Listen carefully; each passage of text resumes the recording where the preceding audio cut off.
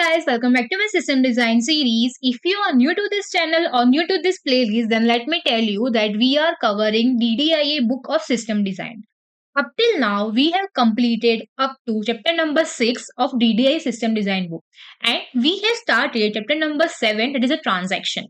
So, in this video, we are going to cover the problem with read committed isolation, which we have discussed in the previous video, but we haven't talked about the problems with it. Another one is why consistent snapshots matter, what is snapshot isolation, how MVCC power snapshot isolation works, indexing in MVCC-based databases, append-only B trees and MVCC in action, repeatable read versus snapshot isolation, and then summary in the end. So make sure you watch at 1.5x or 2x for better experience. Okay, now let's start. Let's discuss why read committed can be mislead. We have already discussed what is read committed in the previous lecture, so make sure you watch that first and then continue this session. Now, imagine that Alice is checking her bank account online. Both of the account A and account B is having $500 in each of them, which makes the total of both the account as $1,000. Now, she transfers $100 from account A to account B. If she is unlucky, she checks the account A first and sees that in account A, there are only $400. In account B, there are only $500. So in total, it is only about $900. So she is checking the account A before the transfer takes effect and account B after it completes. So she thought that only $900 is there. Where are the remaining $100? And the missing of $100, this whole situation is called read skew, which is also called non-repeatable read. So here each individual balance was correct at the moment she read it, as both the values were committed, but together they make no sense. Under the common read committed isolation level, this was allowed. In these, the database only allows to see the committed data. And after some time, Alice reloads this page and she is able to see the correct data. That is $400 in account A and $600 in account B. But sometimes we can't afford even a temporary inconsistency. That is the situation of read skew or non-repeatable read, which is allowed in read committed isolation level. Okay. Now imagine that taking a backup of database while people are still writing to this database. It might take hours to copy this terabytes of data. If this part of the backup captures the old data and some part captures the new data, and then we try to restore this data, it would be internally inconsistent. And in this situation, the $100 which was disappeared will become the permanent. Similarly, a long-running data analytics query that scans the whole database will churn out nonsense if it sees some rows before a transfer and others after the transfer. For example, think of running a nightly report. If one part of the report reads the yesterday's balance, that is $900, and another part reads the today's transfer, that is $100, the result will be gibberish. It is an effect like taking a wide angle photo while scene is changing. The picture is blurred. We need to freeze the database when we are performing this kind of task. That is a locking a database kind of. So because of this, snapshot matters. Now let's understand what is snapshot isolation or freezing time. This isolation gives the transaction an illusion that the time is frozen at its start. In snapshot isolation, when Alice's report starts running or when she checks her balances, the system presents a consistent snapshot of the whole database as of that moment. Any changes made by other transactions after that point are invisible. Think of it like taking a photograph of the whole database. No matter what happens the next, like people transferring the money or updating any records, all reads see the picture from the instant the transaction has started begin. So in Ali's case, if she sees the transaction before it starts, for example, before $100 is been deducted, she is able to see $500 and $500 in both the account. But $100 is been deducted from account A and it is not transferred in the account B, then also she will be seeing $500 and $500. So there won't be any inconsistent data loss. So she won't feel there is an inconsistent data. But after the transaction, that is $100 is being transferred to the account B, then she sees $400 in account A and $600 in account B.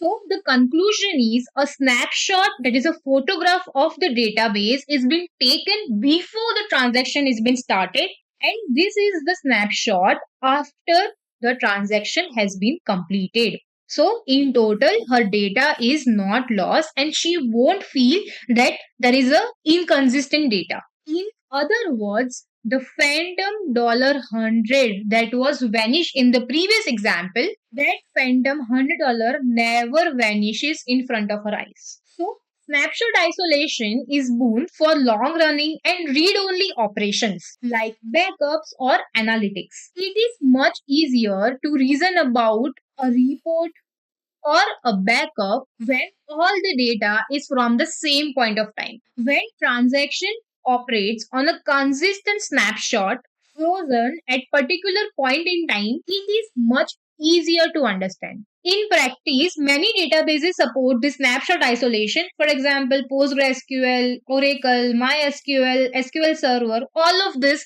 support this snapshot isolation. Okay. So now let's understand how MVCC powers snapshot, that is many versions of data. Under the hood, most of the database implement snapshot isolation with MVCC, that is Multi-Version Concurrency Control. Instead of overwriting the data in place, the database keeps the multiple versions of each rows labeled by the transaction that created or deleted it.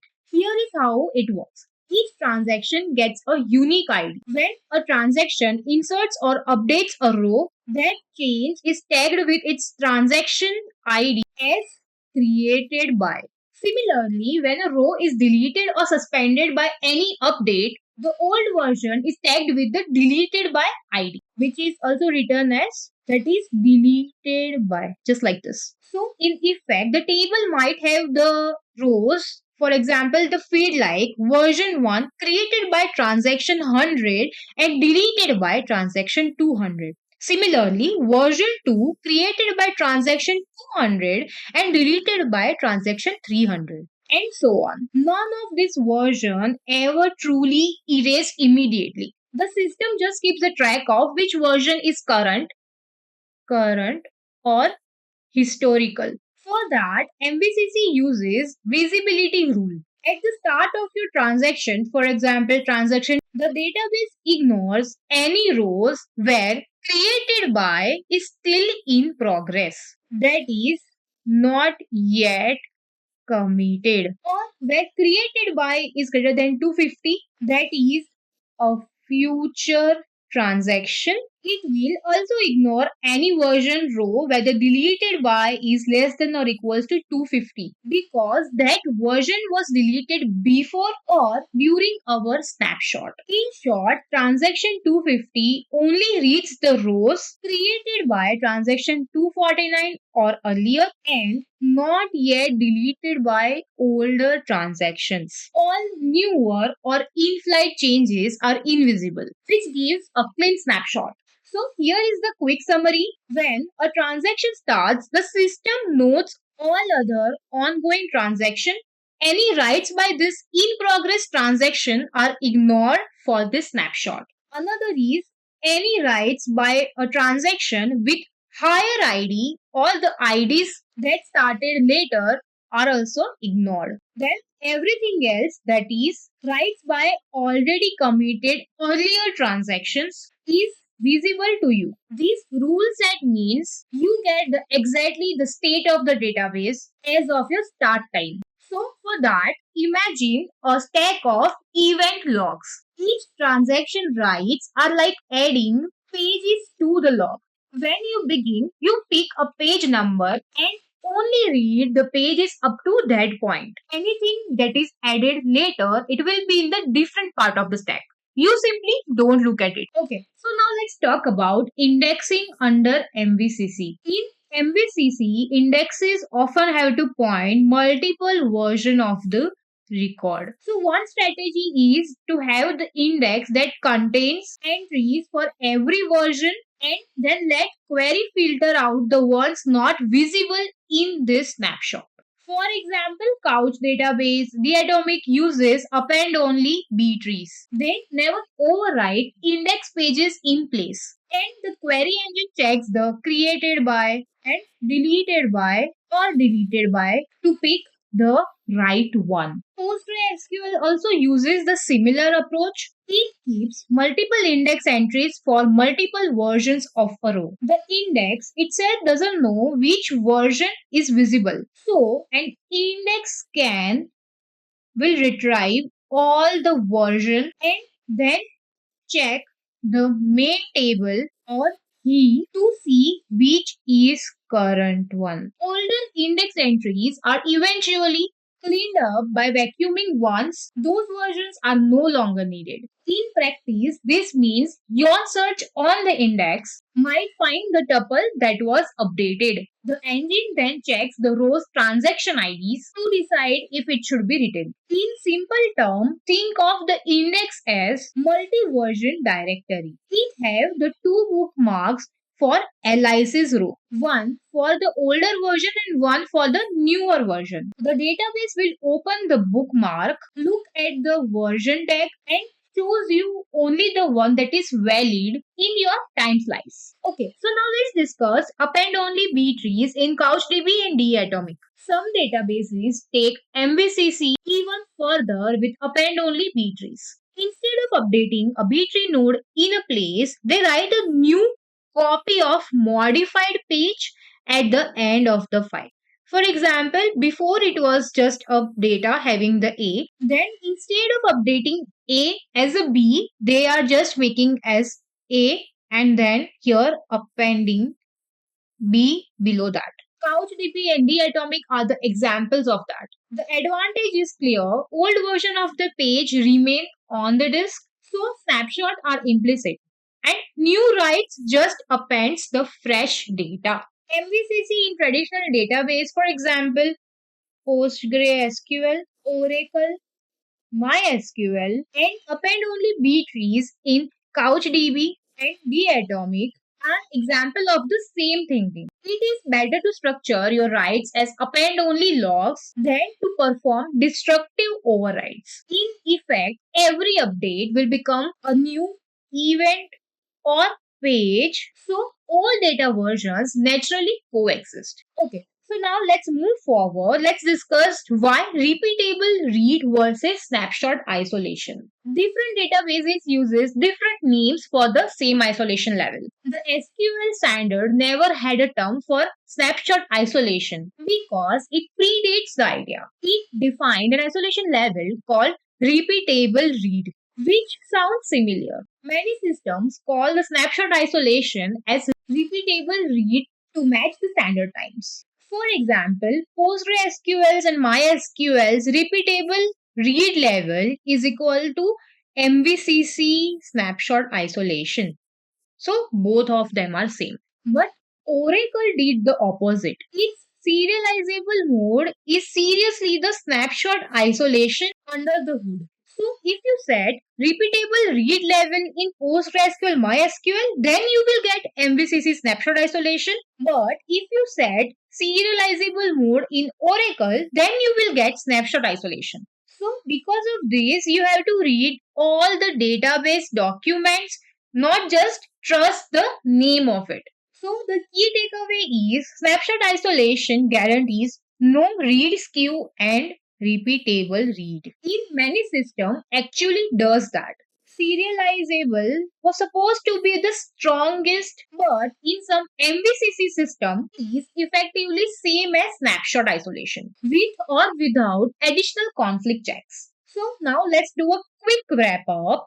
Read committed is good for avoiding dirty reads. But it can still let weird things happen when a transaction reads multiple rows at once. We saw how Alice's balance shows inconsistent when he was trying to read. So this balance inconsistent situation happens in read committed. To fix that, snapshot isolation is being used, which ensures that a transaction sees a consistent picture of the data from its start time. Under the hood, this uses MVCC, keeping many row versions with created by or related by ID tags, so all data can be kept alive. Indexes either store all the versions or use append-only B trees. The naming is confusing, but the concept is snapshot isolation is equal to consistent view for each transaction, preventing read skew and non-repeatable reads. Remember these repeatable reads or even serializable in some databases might just mean snapshot isolation. In the end, snapshot isolation is just like machine snapshot. You see the past exactly as it was. So, the story, that means your transactions make sense. This is especially handy for the things like backups, analytics, or any long query where data should not be shifting under your feet. So that's it for today's video. In this video, we have covered the problem with read committed isolation, why consistent snapshots matter, what is snapshot isolation, how MVC powers snapshot isolation, indexing in MVCC-based databases, append-only B trees and MVCC in action, repeatable read versus snapshot isolation, summary and key takeaways. So if you are still watching this video, then please make sure you like this video, comment if you have any doubts. Also, the notes of this video will be attached in the description. And please make sure you subscribe to my channel because it will motivate me to make more such videos. Thank you so much for watching.